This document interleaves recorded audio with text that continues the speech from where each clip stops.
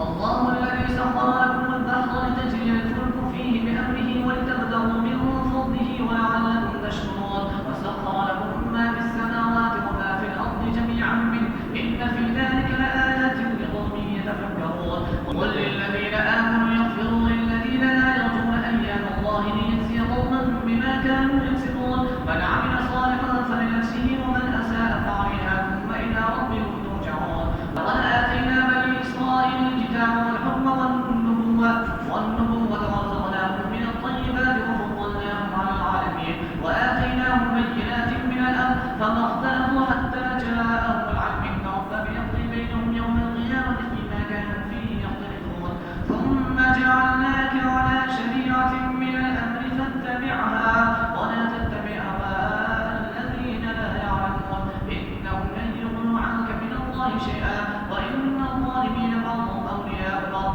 والله ولي المتقين هذا بصائر للناس وهدى ورحمة لقوم يؤمنون أم حسب الذين اجترحوا السيئات أن نجعلهم كالذين